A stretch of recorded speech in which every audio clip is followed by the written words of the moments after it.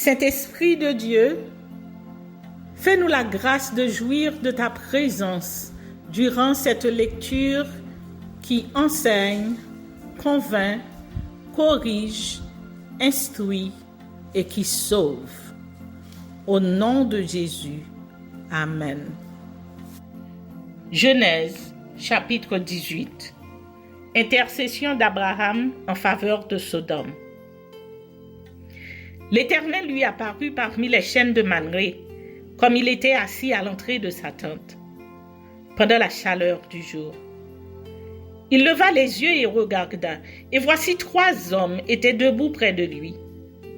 Quand il les vit, il courut au-devant d'eux, depuis l'entrée de sa tente, et se prosterna en terre. Et il dit, « Seigneur, si j'ai trouvé grâce à tes yeux, ne passe point, je te prie, loin de ton serviteur. Permettez qu'on apporte un peu d'eau pour vous laver les pieds et reposez-vous sous cet arbre.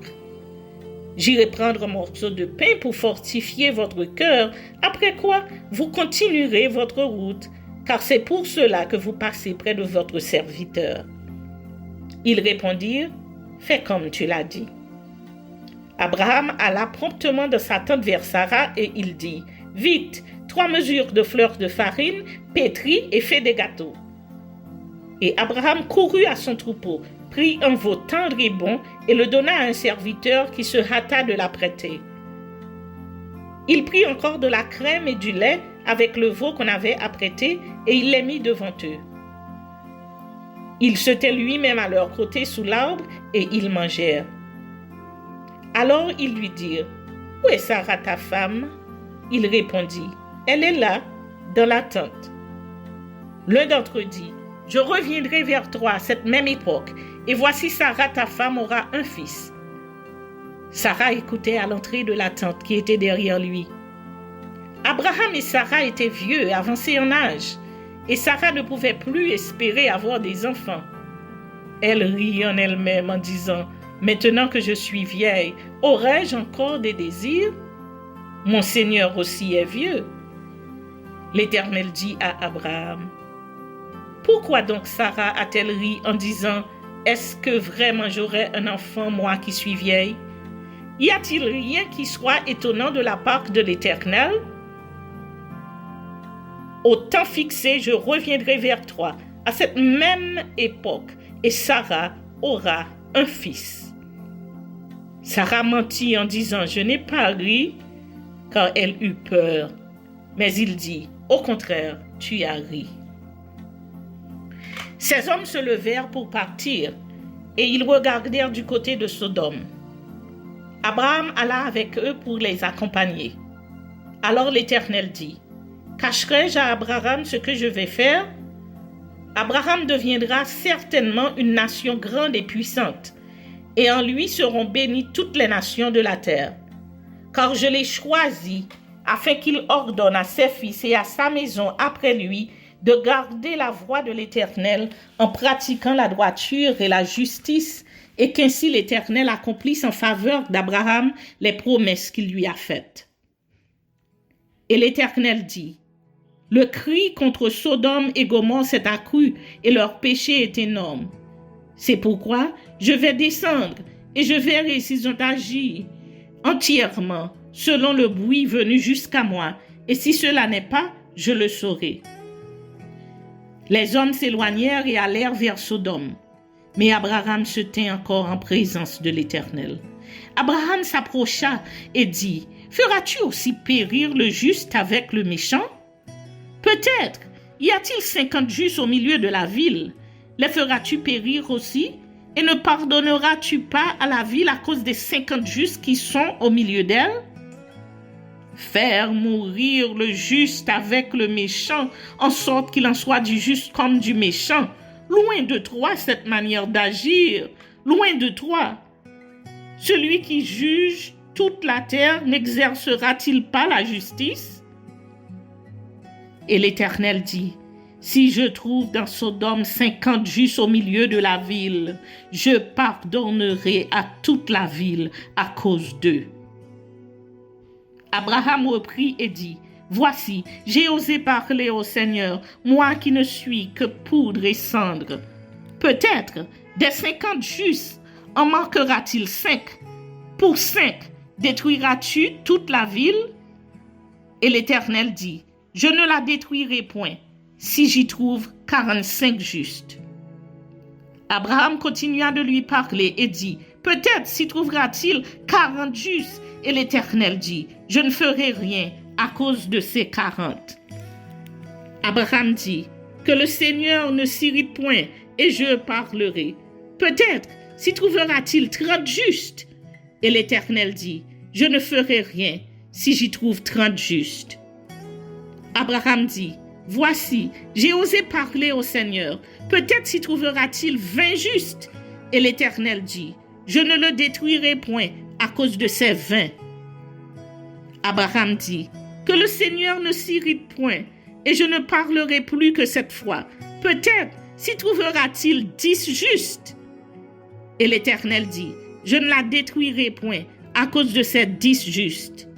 L'Éternel s'en alla lorsqu'il eut achevé de parler à Abraham, et Abraham retourna dans sa demeure.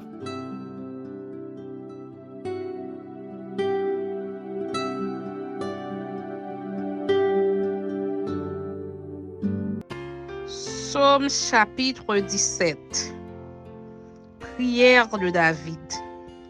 Éternel, écoute la droiture, sois attentif à mes cris, prête l'oreille à ma prière faite avec des lèvres sans tromperie. Que ma justice paraisse devant ta face, que tes yeux contemplent mon intégrité.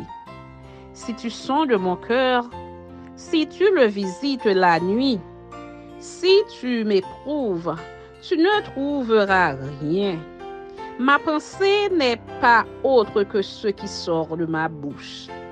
À la vue des actions des hommes, fidèle à la parole de tes lèvres, je me tiens en garde contre la voix des violents.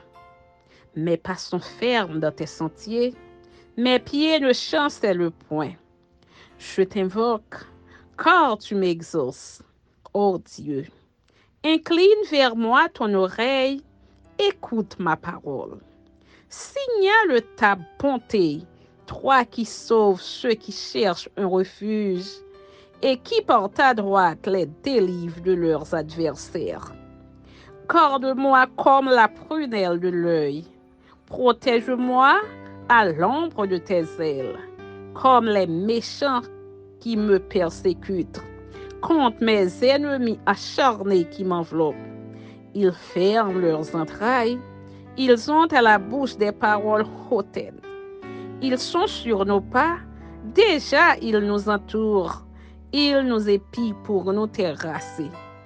On dirait un lion avide de déchirer, un lionceau aux aguets dans son repère. Lève-toi, Éternel, marche à sa rencontre, renverse-le. Délivre-moi du méchant par ton glaive. Délivre-moi des hommes par ta main, Éternel, des hommes de ce monde. Leur part est dans la vie, et tu remplis leur ventre de tes biens. Leurs enfants sont rassasiés, et ils laissent leur superflu à leurs petits-enfants. Pour moi, dans mon innocence, je verrai ta face. Dès le réveil, je me rassasierai de ton image. Amen. Psaume chapitre 18. Au chef des chantres, du serviteur de l'Éternel, de David, qui adressa à l'Éternel les paroles de ce cantique. Lorsque l'Éternel l'eut délivré de la main de tous ses ennemis et de la main de Saül, il dit, « Je t'aime, ô Éternel, ma force. Éternel, mon rocher, ma forteresse, mon libérateur. Mon Dieu, mon rocher où je trouve un abri, mon bouclier, la force qui me sauve, ma haute retraite. Je m'écrie, loué soit l'Éternel, et je suis délivré de mes ennemis. Les liens de la mort m'avaient environné, et les torrents de la destruction m'avaient épouvanté. Les liens du sépulcre m'avaient entouré, les filets de la mort m'avaient surpris. Dans ma détresse, j'ai invoqué l'Éternel. J'ai crié à mon Dieu. De son palais, il a entendu ma voix. Et mon cri est parvenu devant lui à ses oreilles. La terre fut ébranlée et trembla. Les fondements des montagnes frémirent, et ils furent ébranlés, parce qu'ils étaient irrités. Il s'élevait de la fumée dans ses narines, et un feu dévorant sortait de sa bouche. Il en jaillissait des charbons embrasés. Il abaissa les cieux, et il descendit.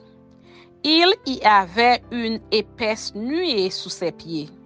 Il était monté sur un chérubin, et il volait. Il planait sur les ailes du vent. Il faisait des ténèbres sa retraite, sa tente autour de lui. Il était enveloppé des eaux obscures et de sombres nuages. De la splendeur qui le précédait s'échappaient les nuées, lançant de la grêle et des charbons de feu. L'Éternel tonna dans les cieux. Le Très-Haut fit retentir sa voix. Avec la grêle et les charbons de feu, il lança ses flèches et dispersa mes ennemis. Il multiplia les coups de la foudre et les mit en déroute. Le lit des eaux apparut. Les fondements du monde furent découverts par ta menace, ô Éternel. Par le bruit du souffle de tes narines, il étendit sa main d'en haut. Il me saisit. Il me retira de grandes eaux. Il me délivra de mon adversaire puissant, de mes ennemis qui étaient plus forts que moi. Il m'avait surpris au jour de ma détresse, mais l'Éternel fut mon appui. Il m'a mis au large. Il m'a sauvé parce qu'il m'aime. L'Éternel m'a traité selon ma droiture. Il m'a rendu selon la pureté de mes mains. Car j'ai observé les voies de l'Éternel et je n'ai point été coupable envers mon Dieu. Toutes ses ordonnances ont été devant moi. J'ai été sans reproche envers lui et je me suis tenu en garde contre mon iniquité. Aussi l'Éternel m'a rendu selon ma droiture, selon la pureté de mes mains devant ses yeux. Avec celui qui est bon, tu te montres bon. Avec l'homme droit, tu agis selon la droiture. Avec celui qui est pur, tu te montres pur. Et avec le pervers, tu agis selon sa perversité.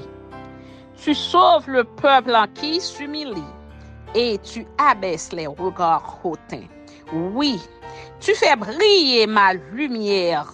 L'Éternel, mon Dieu, éclaire mes ténèbres. Avec toi, je me précipite sur une troupe en armes. Avec mon Dieu, je franchis une muraille. Les voies de Dieu sont parfaites. La parole de l'Éternel est éprouvée. Il est un bouclier pour tous ceux qui se confient en lui. Car qui est Dieu si ce n'est l'Éternel? Et qui est un rocher si ce n'est notre Dieu? C'est Dieu qui me ceint de force et qui me conduit dans la voie droite. Il rend mes pieds semblables à ceux des biches et il me place sur mes lieux élevés. Il exerce mes mains au combat et mes bras tendent vers la des reins. Tu me donnes le bouclier de ton salut, ta droite me soutient et je deviens grand par ta bonté. Tu élargis le chemin sous mes pas et mes pieds ne chancellent point. Je poursuis mes ennemis, Je les atteins et je ne reviens pas avant de les avoir anéantis. Je les brise et ils ne peuvent se relever. Ils tombent sous mes pas. Ils me cèdent de force pour le combat. Tu fais plier sous moi mes adversaires. Tu fais tourner le dos à mes ennemis devant moi. Et j'extermine ceux qui me haïssent. Ils crient et personne pour les sauver. Ils crient à l'Éternel et il ne leur répond pas. Je les broie comme la poussière qu'emporte le vent.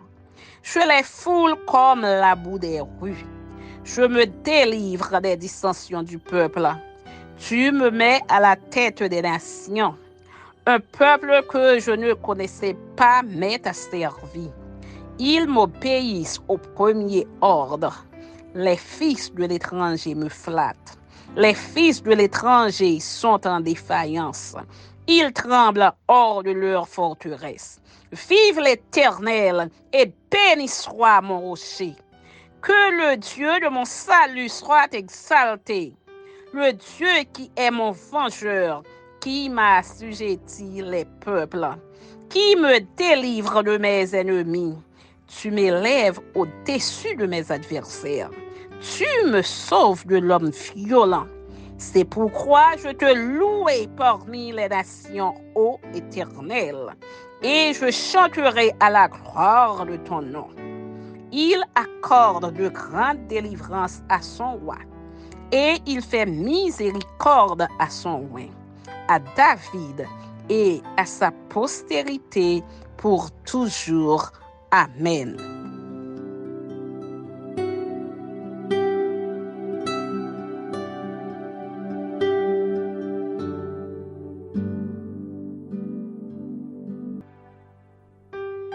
Matthieu, chapitre 15. Les pharisiens et la tradition.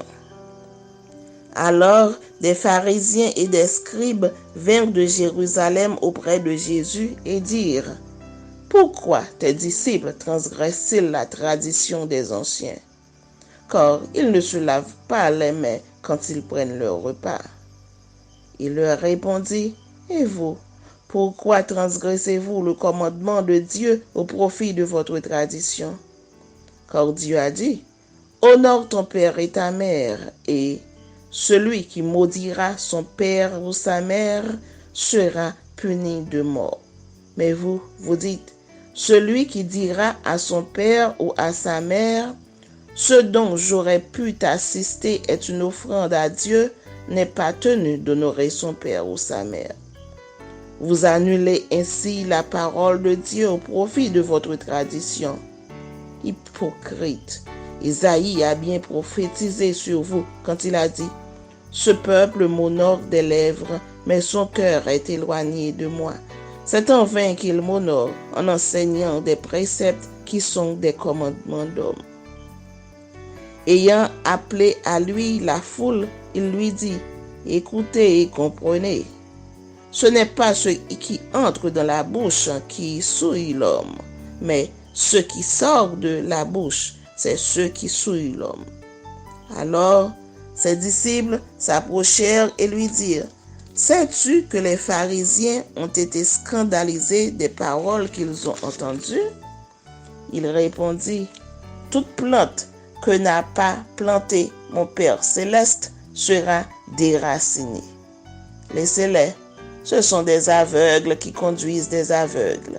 Si un aveugle conduit un aveugle, ils tomberont tous deux dans une fosse. Pierre, prenant la parole, lui dit: Explique-nous cette parabole. Et Jésus dit: Vous aussi, êtes-vous encore sans intelligence? Ne comprenez-vous pas que tout ce qui entre dans la bouche va dans le ventre, puis est jeté dans les lieux secrets? Mais ce qui sort de la bouche vient du cœur, et c'est ce qui souille l'homme.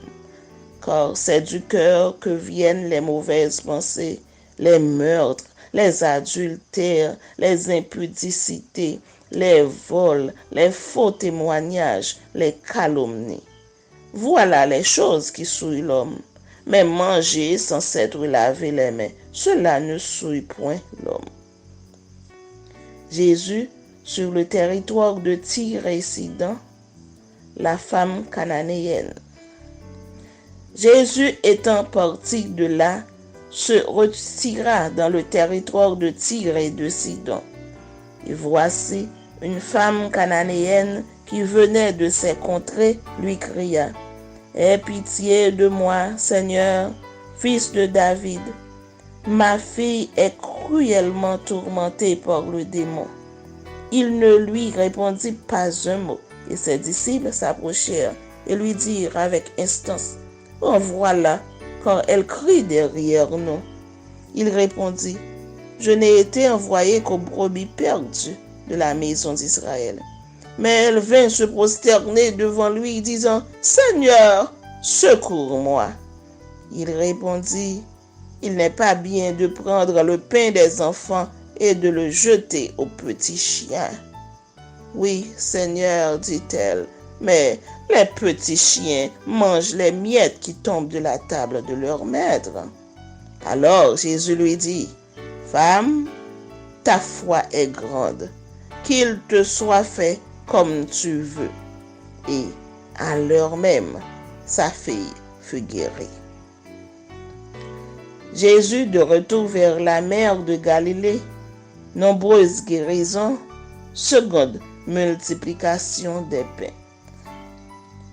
Jésus quitta ces lieux et vint près de la mer de Galilée. Étant monté sur la montagne, il s'y assit. Alors s'approcha de lui une grande foule, ayant avec elle des boiteux, des aveugles, des muets, des estropiés et beaucoup d'autres malades. On les mit à ses pieds et il les guérit.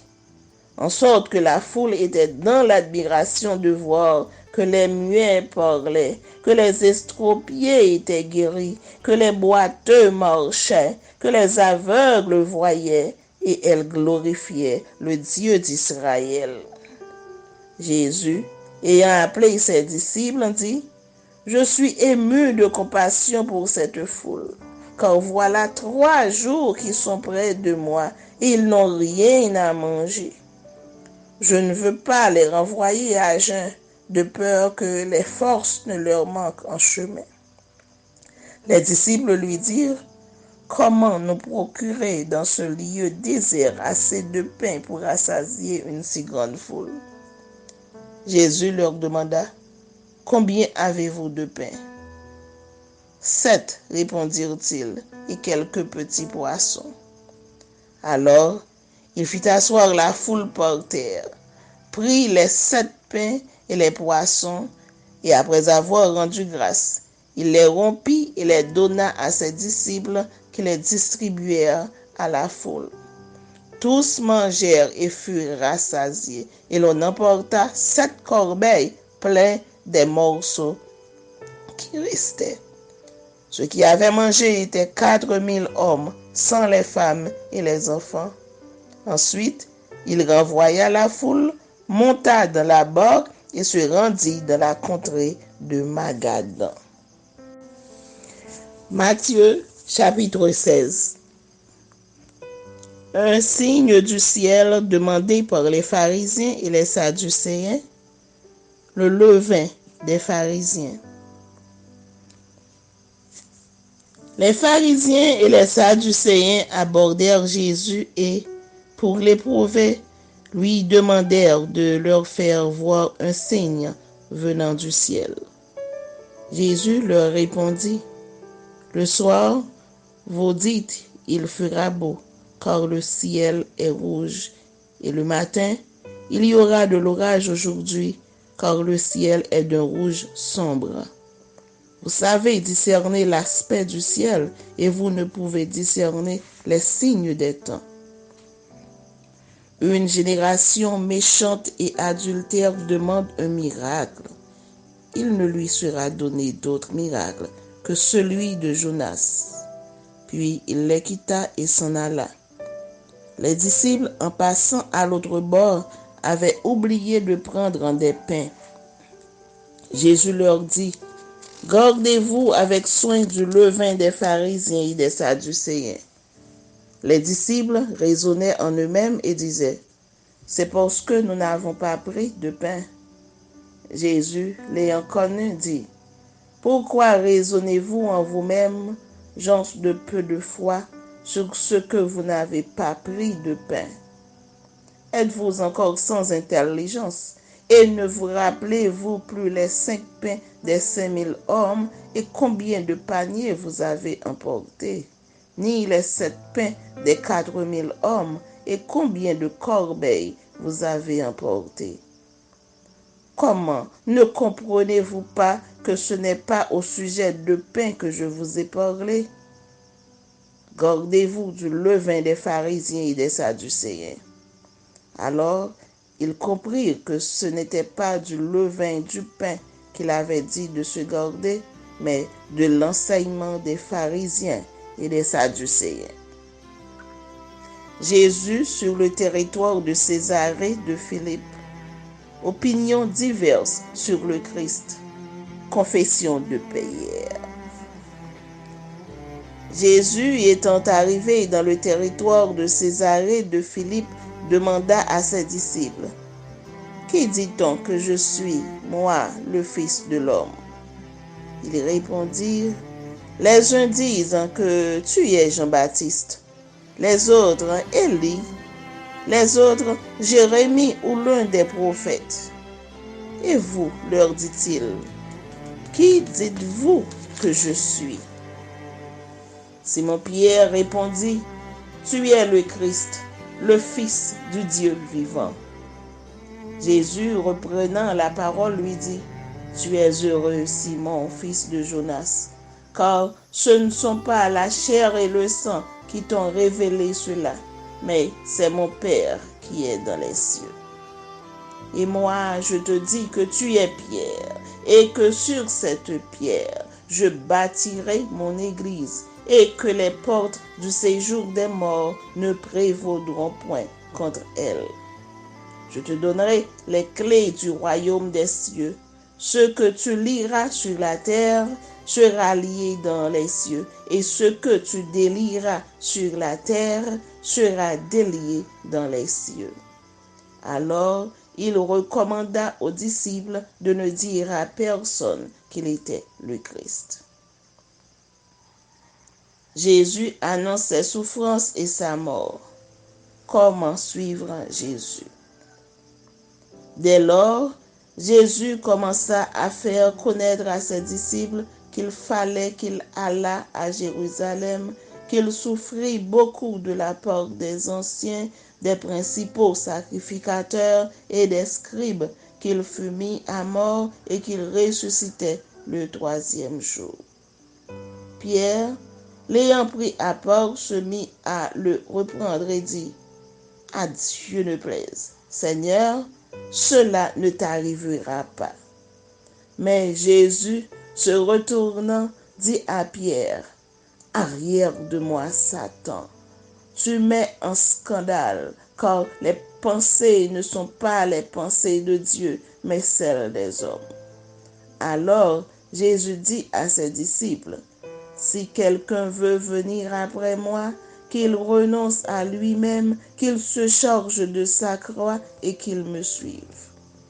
Car celui qui voudra sauver sa vie la perdra, mais celui qui la perdra à cause de moi la trouvera. Et que servirait-il à un homme de gagner tout le monde s'il perdait son âme? Ou que donnerait un homme en échange de son âme? Car le Fils de l'homme doit venir dans la gloire de son Père avec ses anges, et alors il rendra à chacun selon ses œuvres. Je vous le dis en vérité, quelques-uns de ceux qui sont ici ne mourront point qu'ils n'aient vu le Fils de l'homme venir dans son règne.